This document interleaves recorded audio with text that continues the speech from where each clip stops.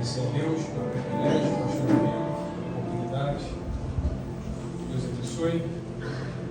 Nós vamos meditar uma palavra para essa noite.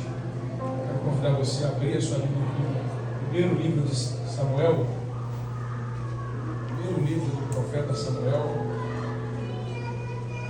capítulo 17. Enquanto você encontra, quero terminar a alegria de estar mais uma vez com a oportunidade, com a incumbência de ministrar a palavra e justificar minha ausência essa semana, um pouco ausente. Precisei dar uma assistência para minha esposa, né? Então precisei ficar ausente essa semana. Mas já ela está aí comigo, está melhor, né? Um pouco melhor. E quando o cônjuge fica doente, a gente adoece também, né? Fica um pouco doente também, não é verdade? A gente também adoece junto. E aquele texto lá de Gênesis 2:24 se torna real, né? Deixará o homem, seu pai e sua mãe, iniciar sua mulher, serão os dois uma só carne, então se torna real. Amém? Mas eu agradeço pelas orações da igreja, porque eu sei que todos têm orado, né, por nós. 1 Samuel capítulo 17, eu quero ler do versículo 4 em diante, é um texto conhecido. Quero compartilhar uma palavra ampla nessa noite, uma palavra ampla que se aplica a todos nós. Amém? Capítulo 17, versículo 4, você conhece. Hoje você vai ter que abrir a Bíblia, tá, irmão? Não tem cola, né? Hoje tem cola, não tem, é? Tem cola não, hoje, né? Por hora estamos sem cola, tá? Versículo 4, saiu do arraial dos filisteus um guerreiro chamado Golias de Gate, cuja altura era de 6 côvados e 1 palmo. Ele tinha um capacete de bronze na cabeça e estava armado com uma couraça de escamas, e o peso da couraça era de 5.000 ciclos de bronze. E ele tinha proteções de bronze sobre as pernas e um dardo de bronze entre os ombros. E a haste da sua lança era como o eixo do tecelão. E a ponta da sua lança pesava 600 ciclos de ferro. E adiante dele ia o que levava o escudo, ou o seu escudeiro. E ele se levantou e clamou aos exércitos de Israel e disse-lhes: por que saístes para ordenar a vossa batalha? Não sou eu filisteu e vós, servos de Saul? Escolhei um homem entre vós e deixai-o descer a mim. Se ele puder pelejar comigo e matar-me, seremos vossos servos. Mas se eu prevalecer contra ele e o matar, então sereis nossos servos e nos servireis. E disse mais o filisteu: eu desafio hoje os exércitos de Israel. Dai-me um homem, para que possamos lutar juntos. Quando Saul e todo Israel ouviram essas palavras do filisteu, ficaram apavorados e com muito medo. Pai, muito obrigado pela tua palavra. Que o teu Espírito Santo faça aquilo que eu não posso fazer, que ele vá onde eu não posso ir, no poder do nome de Jesus. Amém. Você pode concordar com amém? Amém. Pode sentar, meu irmão, adorando a Deus. Hoje eu quero compartilhar, como eu disse, uma palavra ampla. É uma palavra ampla. Eu tenho certeza que se aplica em algum ponto, em algum aspecto a todos nós que estamos presentes nesta noite. Deus tem uma palavra para o nosso coração, amém? Amém. A história de Davi e Golias é uma história muito conhecida até mesmo fora do nosso habitat, digamos assim, fora do nosso círculo. É uma história conhecida, virou filme, virou novela, virou série. E aí existem várias filmagens aí que contam a história de Davi e Golias, mas uma coisa que às vezes nos foge, a gente não para pensar, é que essa história é verídica, né? A gente vê lá um garoto derrubando um gigante e fica parecendo que é coisa de Hollywood, coisa de cinema, né? Quando você vê lá o filme, né? A ilustração, mas a verdade é que essa história ela é real, porque ela está registrada na Bíblia, que é a palavra de Deus, que é a palavra da verdade. E quando nós analisamos essa história, o que nos salta aos olhos, em primeiro lugar, é a disparidade entre os dois oponentes. Há uma disparidade clara. Davi é um menino, é um adolescente, é um garoto. Golias é um guerreiro, treinado, acostumado a batalhar. A gente salta aos olhos da gente a coragem de Davi e a covardia de Saul e do seu exército. E assim sucessivamente, quando a gente olha para a história que está registrada. Esse texto marca a ascensão de Davi e a decadência de Saul. É como se fosse ali um ponto final na história de Saul e o início da história de Davi. O trecho que lemos, se você prestar atenção, eu li só alguns versículos do 4 ao 11, esse trecho, ele descreve características do gigante, mostrando para nós a imponência do mesmo. Quando você lê a descrição de Golias e você começa a imaginar e pesquisar e ver o que eram esses pesos, a altura de Golias, você percebe que a visão que o exército tinha era uma visão de fato amedrontadora. Era uma visão que aterrorizava. Preste atenção. Ele tinha entre 2,90 metros a 3,30 metros de altura, não se sabe ao certo. Entre 2,90 a 3,30 de altura, então ele era muito alto, ele era grande. 60 quilos de capacete de couraça, fora a proteção das pernas. Só a ponta da sua lança pesava 7 quilos. Você imagina que era um homem grande, imponente, forte, né? E essa visão assustava. A gente pode falar dessa passagem do ponto de vista literal, né? Do ponto de vista literal, Davi contra Golias, o bem contra o mal, Israel contra a Filístia, contra os filisteus. Nós podemos olhar dessa forma, mas também podemos olhar de forma simbólica. Os reformados veem em Golias a representação do pecado, do mundo, do diabo, enquanto a pedra que acerta a sua cabeça e o derruba, usada por Davi, aponta para Jesus e a sua obra de redenção. Então, quando você olha para esse texto de forma simbólica, nós podemos entender que Golias representa alguns obstáculos na nossa vida que se mostram difíceis de ser superados. Obstáculos, às vezes, pastor, intransponíveis. Quem já enfrentou algum obstáculo aí que parece intransponível? É claro que nós podemos analisar essa história, tudo isso que eu estou falando, mas entender que precisamos respeitar a individualidade das pessoas. Pastor, que individualidade? Aquilo que para mim pode ser pesado, uma luta grande, para o Robson pode não ser. Aquilo que para mim é algo heavy e simples, talvez para o Guilherme seja pesado, talvez para o pastor seja pesado, porque existe a individualidade de cada um. O que para alguns é um pequeno problema, para outros é um obstáculo que não dá para vencer. Para Saul e Israel, olha que interessante, para Saul e Israel, Golias é um inimigo invencível. E para Davi é só uma oportunidade de glorificar o nome de Deus. Olha que interessante. Para cada um, Golias ela tem uma representação. A verdade é que o gigante Gate, ele representa dificuldades, lutas, obstáculos, barreiras, oponentes, situações que nós enfrentamos no dia a dia, na trajetória da vida cristã, na nossa jornada, que você e eu enfrentamos todos os dias, o tempo todo. Você pode ter certeza, quando você derruba um gigante, mais cedo ou mais tarde, mais algum gigante vai se levantar. Davi matou esse gigante. A história vai dizer que ele pegou 5 pedras e só usou uma, mas os valentes de Davi mataram mais 4 que eram parentes desse. Então você vê que depois daqueles se levantaram mais 4 que os valentes de Davi tiveram que vencer. E quando nós olhamos para o gigante de Gate como simbolicamente, mas não para a história literal, nós podemos fazer isso, o texto permite você usar de forma simbólica, porque o Antigo Testamento ele não é compêndio doutrinário da igreja, ele serve como exemplo. Histórias que exemplificam a vida real, histórias que nos ensinam lições. Então, o primeiro gigante que eu vejo quando eu olho para a igreja, o primeiro gigante que nós temos enfrentado é o gigante da nossa própria vontade. Esse é o primeiro gigante. O gigante da nossa própria vontade. Esse é o maior gigante com o qual temos que lutar, a nossa própria vontade.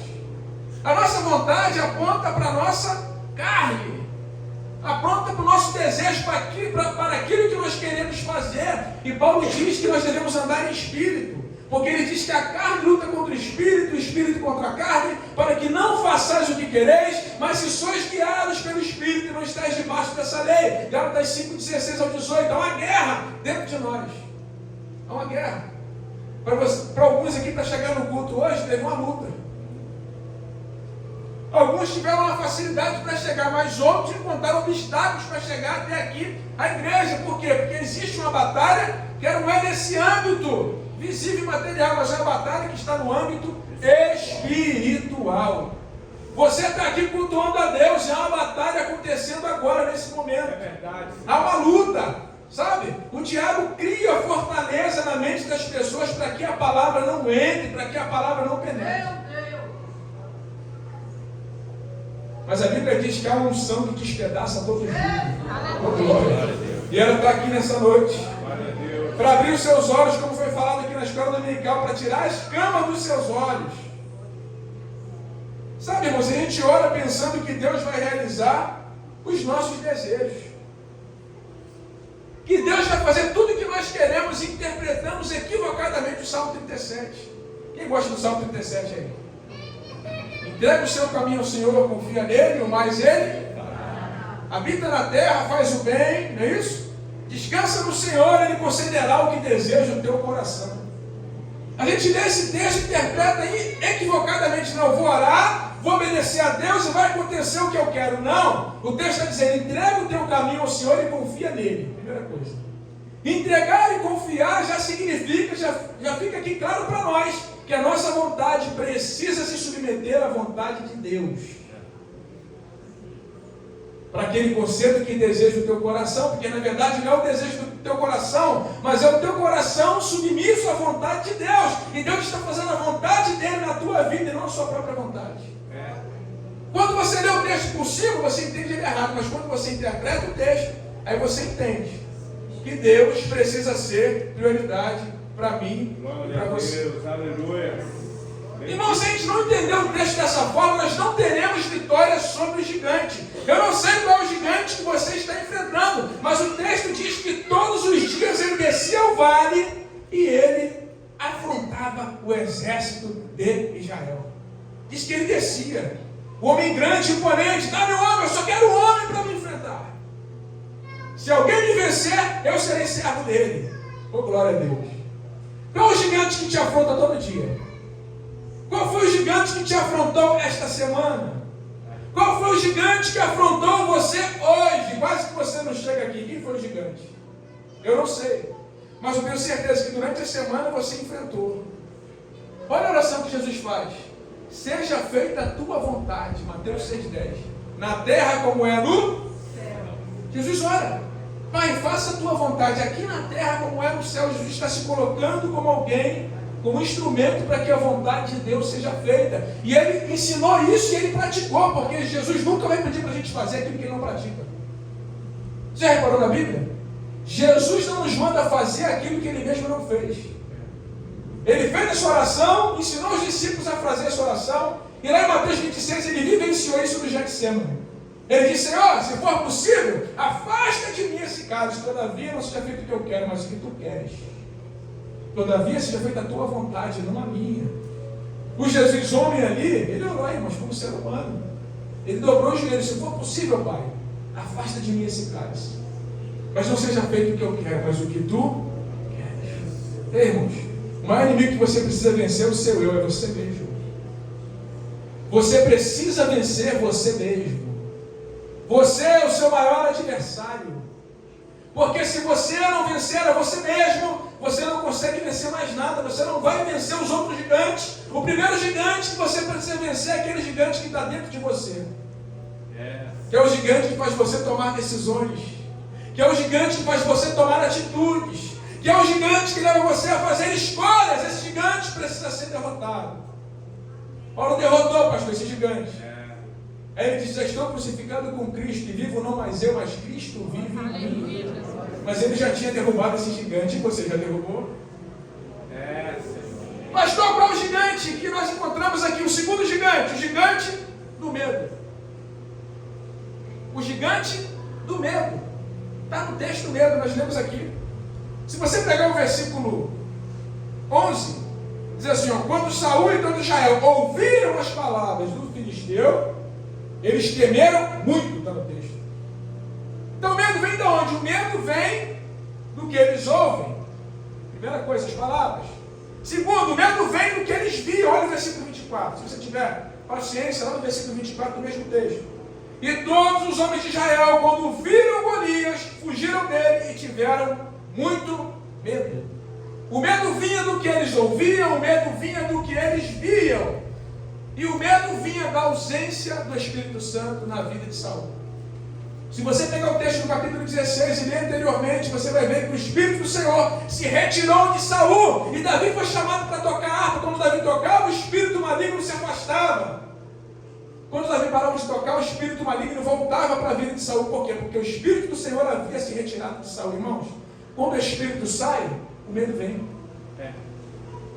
O medo vinha do que eles viam, o medo vinha do que eles ouviam, o medo vinha da ausência do Espírito Santo. Essa é a origem do medo. É a origem. A pergunta é: em que eu tenho pensado? O que é que ocupa os seus pensamentos?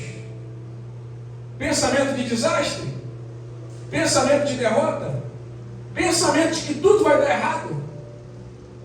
Tem gente que é crente, irmãos, frequenta a igreja, vem para o culto, mas a mente dele está assim: vai dar errado, vai dar errado, vai dar errado, vai dar errado, vai dar errado, vai dar errado. Quer vir para o culto, adora, ora, ouve a palavra, vai dar errado, vai dar errado, vai dar errado, vai dar errado. Irmão, se você pensou que vai dar errado, vai dar errado. Se você pensa que vai dar tudo errado, vai dar errado. Por isso que Paulo diz: tudo que é justo, tudo que é amável, que é de boa fama, que há louvor, nisso pensai, ele diz lá em Filipenses 4. Porque aquilo que ocupa o nosso pensamento vai nos levar a tomar atitudes. Ver, ouvir e ausência do Espírito de Deus. A quem você tem dado ouvido? Você dá ouvido aquilo que é pregado? Você dá ouvido para a palavra ministrada sobre a tua vida? Você dá ouvido sobre o conselho do pastor que ele ministra sobre você, que ele te responde, que ele te dá quando você pergunta, quando você faz o gabinete, você ouve esse conselho? Qual é o conselho que você tem ouvido? Qual é a voz que você tem ouvido? Essa é a pergunta. Não adianta ouvir palavra, ouvir conselho, se você dá ouvido para aquilo que te arrasta para o buraco, para aquilo que te puxa para trás. O que é que você tem dado ouvido? Tem ouvido o quê? Que não vai dar certo? Que não vai funcionar? Que o teu casamento acabou? Que a tua família acabou? Que o teu projeto não vai prosperar? É isso que você tem ouvido? A escolha é sua. Para o que você vai dar ouvido? É você que escolhe. Eu vou ouvir a voz de Deus ou vou ouvir as outras vozes? A escolha é minha. Eu posso ouvir o que Deus tem para falar, ou posso ouvir as outras vozes. Golias representa as vozes de afronta. As vozes que vêm para te parar, para te paralisar, para tirar você do foco, para tirar você da direção. Ele desafia o povo durante 40 dias, irmãos. Para pensar. Se você ler o texto lá, no versículo 16, diz que foi durante 40 dias, de manhã e à tarde, Golias vinha e repetia, Guilherme, a mesma afronta: dá-me um homem, dá-me um homem, dá-me um homem. 40 dias, 2 vezes por dia, fala comigo, 80 afrontas. Fala forte, irmão, 80 afrontas. 80 afrontas e ninguém se apresentou, Gessimão, 80 afrontas. Irmãos, depois de 80 afrontas, o medo vira pavor. A pequena pedra no caminho se torna uma montanha. Depois de 80 afrontas, o problema que era pequeno se torna maior, porque agora você enxerga ele maior do que realmente ele é. Depois de 80 afrontas e você não tomar atitude nenhuma. Olha a diferença de Davi para o exército e para Saul, olha a diferença. 80 afrontas, ninguém fez nada. Davi, uma afronta, vou tomar atitude. Olha a diferença. É desse jeito. Por quê? Por quê? Porque Davi estava atento à voz de Deus. Davi não ouvia a afronta de Golias, ele ouvia a voz de Deus. Davi não olhava para o tamanho de Golias. Para eles, Golias é um obstáculo intransponível. Para Davi, Golias era uma oportunidade. Imagina ele, pastor, com a funda, o estilingue, né? A funda, será que ele usou lá? A ferramenta dele de guerra. Né? Imagina ele, com aquela funda, com aquela pedra. Ele olhou para o tamanho de Golias, ele olhou e falou assim: dá para errar, mas é muito grande, não vou errar. Todos olharam com medo. Davi não erra de jeito nenhum, é muito grande, não tem como errar. Imagina, irmão. Tudo depende de como você vê, tudo depende da tua visão. Se você vê o inimigo como maior do que realmente ele é, você já perdeu. Você se lembra de Josué e Caleb com mais 10 espias espiando a terra? Eles voltaram falando bem da terra, Números 13, capítulo 13 e capítulo 14. Tem 2 capítulos para entender a história. Eles foram olhar a terra. Gastava 2 homens para carregar o cacho de uva. Terra é boa, não? 2 homens para carregar, imagina, Guilherme, 2 homens. Vai ser? Cacho de uva pesado, irmãos. Josué e Caleb voltaram animados. Rapaz, que terra maravilhosa que Deus nos deu. E os outros 10? Olha, a terra lá tem gigante. Tem gigante na terra. Os filhos de Anak estão lá. Aos olhos dele nós éramos como gafanhotos. Olha só, eles estão se colocando como gafanhotos. É a visão deles. É a visão que eles tinham, que eles eram gafanhotos diante dos gigantes. E Josué e Caleb, não. O Senhor já liberou a palavra que nos dará a terra. Vamos entrar e vamos tomar a terra, porque já é nossa. Glória a Deus. Irmãos, olha a diferença, irmãos. Ei, Maravilha. você está com medo de quê? Deus está perguntando para você, mas você está com medo de quê? Meu Deus. Estou com medo, não vou fazer não, porque eu estou com medo. Está com medo de quê? Se Deus já liberou a palavra sobre a tua vida, você está com medo de quê? Ei, olha para essa pessoa bonita perto de você, está com medo de quê? Pergunta para ele.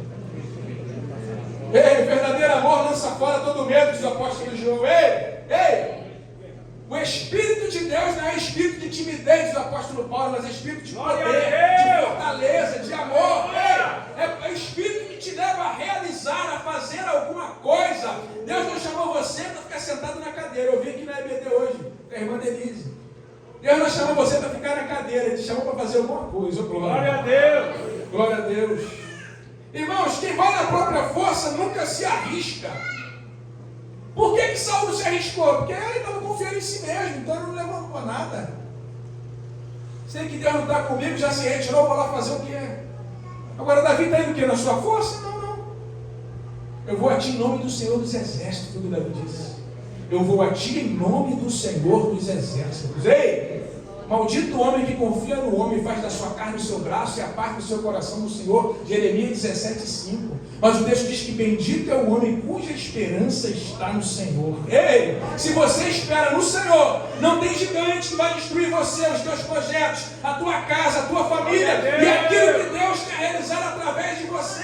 Porque você com Deus é maioria. Oh, glória. Ei, você com Deus é maioria, você com Deus é maioria. Não tem gigante. Às vezes você conta para alguém, né, pastor, alguma coisa, você quer fazer isso aqui, você fala assim, isso aí não é para você não. Você não tem capacidade para ser, não. Você não tem capacidade. Falaram para Spurgeon que ele não tinha capacidade. Nunca fez faculdade. Charles Spurgeon, pregador britânico do século XIX, nunca fez faculdade. Mas hoje lá na Inglaterra tem uma faculdade com o nome dele, Escola Charles Spurgeon. O cara nunca estudou, pastor, na faculdade. Mas a faculdade leva o nome dele. Porque reconheceram que a sabedoria que ele tinha do alto era maior do que a sabedoria humana. Meu Deus, você está entendendo?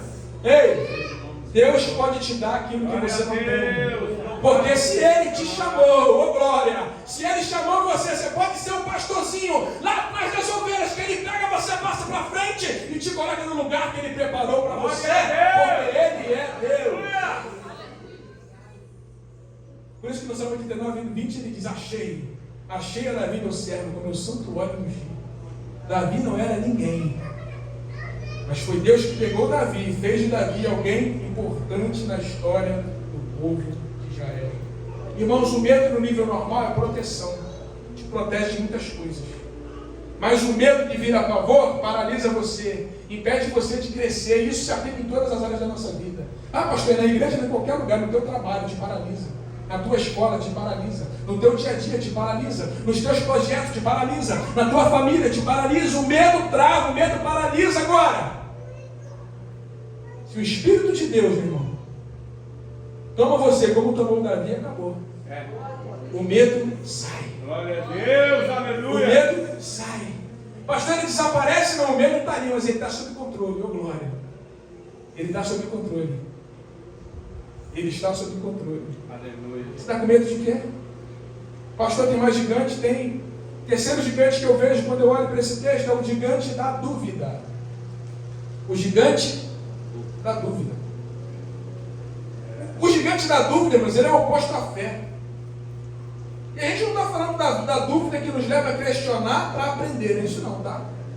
Questionar para aprender? Show. Agora, a dúvida que nos leva a indecisões não nos faz bem.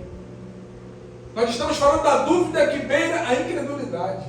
A dúvida que nos leva a indecisões. Irmãos, foi a incredulidade que matou milhares no deserto.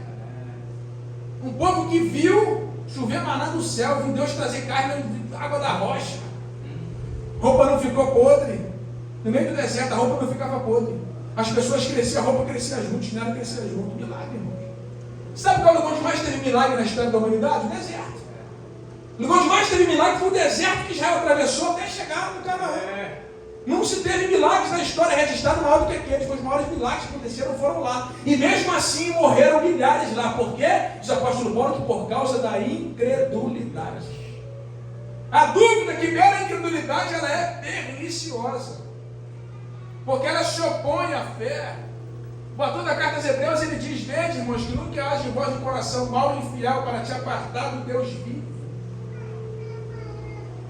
E que você seja endurecido pelo engano do pecado, e seja tomado pela incredulidade. Tem gente aí que pregava, irmãos, que falava de Deus, e agora não acredita mais em Deus. Tem gente aí que era crente, agora você fala em crente com ele, ele tem costa no chão. Você fala de igreja de crente, ele gosta. Tem asco de crente. Não gosta de igreja. Não quer nem ouvir falar de Jesus, vira incrédulo. A incredulidade nos impede de ouvir a voz de Deus.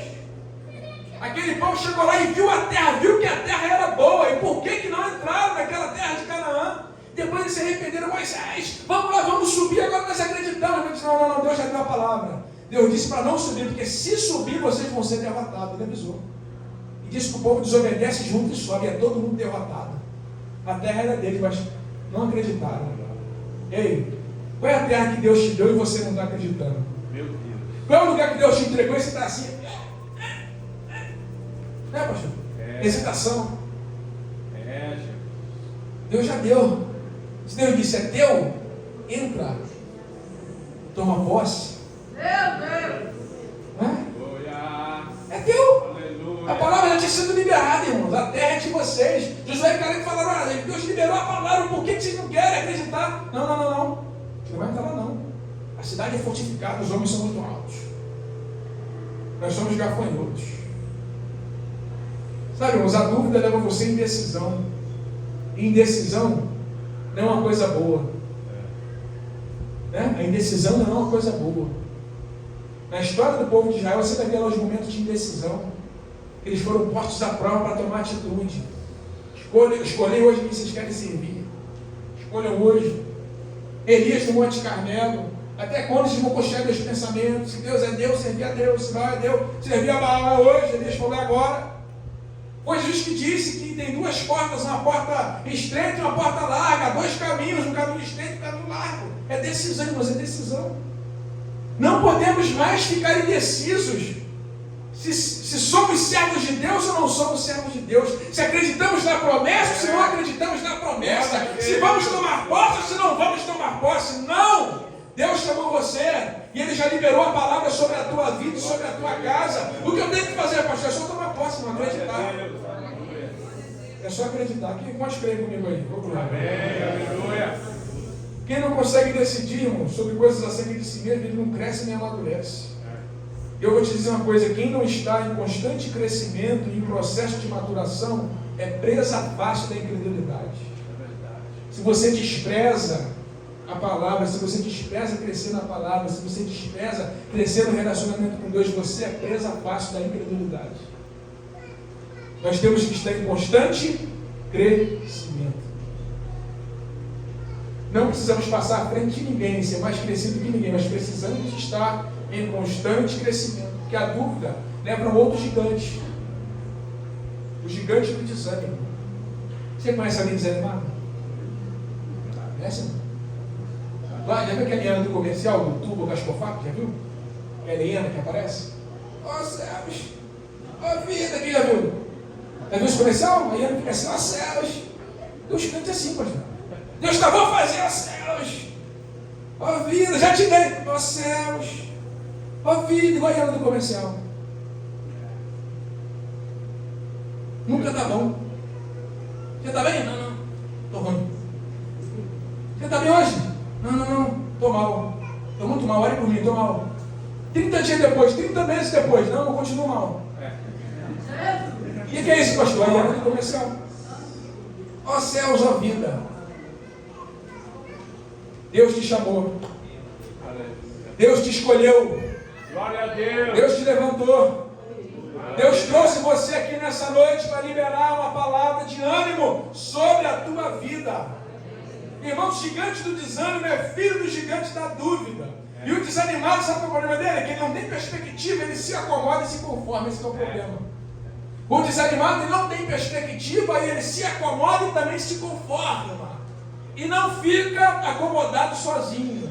Não fica desanimado sozinho, mas querer desanimar outros. Parece uma virose.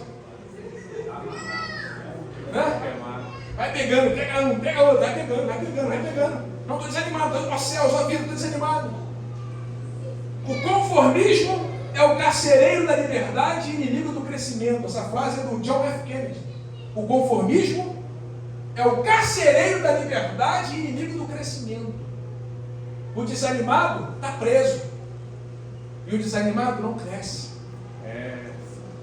Acomodado e conformado. Você não foi chamado para se conformar, amém? Amém. O desânimo pode se apresentar como obstáculo intransponível para aqueles que não recebem socorro ou ajuda. Pastor, o que eu faço com o desanimado? Eu ajudo ele. O que eu faço com o desanimado? Eu busco ele em casa. Eu ligo para ele, mando o WhatsApp. Né? O WhatsApp lá que o pessoal gosta muito para falar. Para ficar de conversa mole, né? Fiada. Não serve você chamar o irmão. Está desanimado. Manda mensagem para ele. Vou passar aí hoje. Na tua porta, vou te chamar, vou te gritar na tua casa. Ele está desanimado, irmão. Ele não desistiu ainda, ele está desanimado.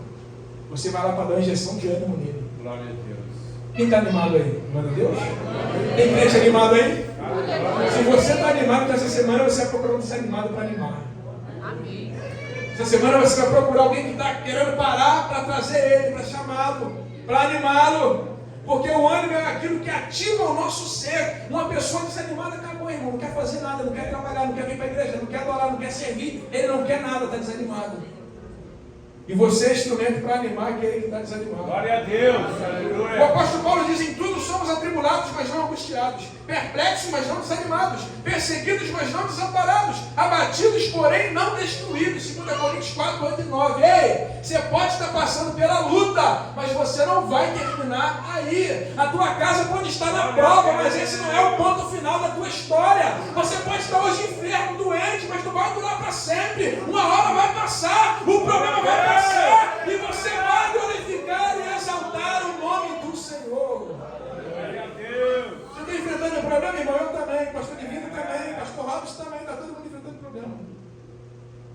Todos nós aqui temos problemas, temos lutas, temos dificuldades, todos nós, cada um em um nível diferente. Até porque para cada um tem um peso, como eu disse no início, para alguns é muito, para outros é pouco, não importa, mas cada um tem as suas lutas. É verdade, Senhor. Você precisa entender que vai passar. Fala para alguém, fala, vai passar. Fala forte, não sacode ele, fala, vai passar. Se levanta, vai passar, fala para ele. Ei, essa crise que você está enfrentando na tua casa, vai passar. Essa crise na tua casa vai passar. Não desista. Não desista da tua família, porque a crise vai passar, meu irmão. Ei, a questão da crise é como você sai dela. Essa é que você enfrenta ela. Se você prostrar, já era. Mas se você enfrentar a crise, você vai sair dela mais forte. Você vai sair mais sábio. Você vai sair mais capaz quando você enfrenta o obstáculo. Você está entendendo nessa noite? Pastor, tem mais gigante. Vou falar mais um. Mas dá para falar mais um. Deixa eu ver a hora. Passou a hora, pastor? Deixa eu ver. Não dá ainda. Mais um. Um outro gigante que nós estamos enfrentando hoje. Isso é geral. O gigante da distração. Esse gigante, irmãos, ele é igual o Golias mesmo, ele é grande. É ruim de derrubar. Esse para cair. Acho que é igual Jesus falou, jejum e oração para cair. Esse para cair é difícil. O gigante da distração. Ele tem a seu lado não só crente, mas todas as pessoas do planeta. Nós estamos distraídos com entretenimento sem valor. Nós, estamos incluindo, entretenimento sem valor, gastando nosso tempo e nosso dinheiro com aquilo que não é pão, como diz o profeta Isaías. Gastando o que nós temos de valor com aquilo que não vai trazer nada para nós na nossa vida espiritual, no nosso relacionamento com Deus e na edificação da nossa família. Não vai agregar nada, mas a gente continua naquilo ali. É assim? É assim ou não é? Irmãos, a distração tira o nosso foco daquilo que realmente é importante. É um gigante. A distração hoje ela é um gigante, porque tem muita distração, muita coisa boa. Os antigos falam assim, o mundo não tem nada para nós, né? Tem sim, irmão, tem diversão. Tem prazer. Né? Tem entretenimento, tem sim, muita coisa para nós sim. Só que nós temos que dizer não. Temos que administrar a nossa vida e o nosso tempo. Pastor, tem que ser o supra-sumo da santidade. Tem não, irmão? Quem está falando isso? Mas você precisa administrar o teu tempo. Porque se nós não administrarmos o nosso tempo, acabou a nossa vida na ladeira abaixo. Eu falo por experiência própria. Se você não administrar, acabou, irmãos. Acabou. Só entretenimento. Por que Deus disse para Josué, olha, medita nessa lei de dia e de noite. Se não te desvies nem para a direita, e o que Deus falou para Josué? Josué, não se distraia. Cuidado com a distração. Nem direita nem esquerda. Aqui, ó. Distração. Distração. Imagina, irmão, Jesus vai ver, né, voltar e a gente está distraído. Imagina. Jesus chegar e nós estamos distraídos. Em Efésios 5,14 em diante, Paulo diz, ó, desperta tu que dormes. Levanta-te dentre os mortos e Cristo te esclarecerá. Andai como sábios e não como necios, ele diz. Remindo o tempo, porque os dias são maus. Salmo 92, Moisés diz, ensina-nos a contar os nossos dias, para que alcancemos um coração sábio. Falou de quê? Tempo. Fator? Tempo. O nosso tempo precisa ser administrado. Aleluia. O nosso tempo precisa ser administrado. Glória a Deus. Não podemos gastar o nosso tempo todo só com trabalho. Tem gente aí que só pensa em dinheiro. Tem quem gosta de dinheiro aí? Oi, irmão. Todo mundo gosta. Eu estou com dinheiro, irmão. O dinheiro é que não está comigo.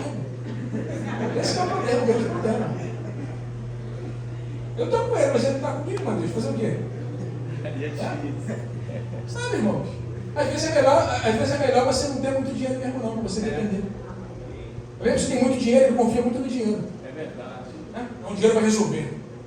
Só que tem hora, irmão, que o dinheiro não resolve. E aí, quando nada resolve, a gente vai, Senhor, me ajuda, me socorre, não é assim? É assim ou não é? No final não adianta, você só tem um para confiar. O nome dele é Jesus de Nazaré, ô glória. Só tem ele para confiar. Porque se o dinheiro falhar, ele não falha. Se o amigo falhar, ele não falha. Se a porta fechar, ele não falha. Se a crise chegar, ele não falha. Se alguma coisa quebrar, ele não falha. Se o negócio teu quebrar, falir, ele não falha. Ele continua contigo. Oh, glória. Eis que estou convosco todos os dias, até a consumação dos séculos. Jesus está com você. Não importa. Glória a Deus. Se é o gigante do seu eu, se é o gigante do medo, se é a dúvida, se é o desânimo, se é a distração, ou se é qualquer outro gigante que não esteja nessa noite, não importa. Jesus está com você para derrubar os gigantes. Se lembre disso, sozinho você não vai vencer. A gente está com um problema pessoal. E pensa, pastor, que vai vencer sozinho. E aí não procura ajuda. Aí não fala com o pastor, não conversa com ninguém. Não, vai resolver sozinho. E aí quando a gente se dá conta que aquela pessoa já morreu espiritualmente. Ela já jogou a toalha, ela já saiu, ela já foi embora. Porque nem sempre a gente consegue perceber a pessoa que está com problema. Com mais problema do que as outras. Às vezes passa despercebido. Às vezes a gente não consegue ver, só se Deus revelar. Tem pessoa que era tão fechada na dela que se Deus não te mostrar, você não consegue saber, porque ela não fala, ela é fechada. Está entendendo? Você está entendendo, irmão, nessa noite? Amém. E às vezes estamos distraídos. E não conseguimos perceber que tem alguém do nosso lado que está com lutas maiores do que as nossas. E nós pensamos que nós somos a última Coca-Cola no deserto, a última bolacha do pacote. Não, só eu sofro. Só eu tenho luta. Só na minha casa que está difícil. Não, irmão. Tem alguém perto de você que está com a luta maior do que a sua. Tem alguém perto de você que está com um gigante mais alto que o seu para derrubar. Oh, glória!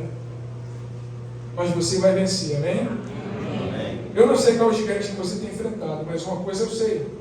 Jesus pode te ajudar a derrubar esse gigante. Todos os nossos problemas, irmão, que eu citei aqui, eles vêm de onde? De um lugar só. Da nossa natureza caída.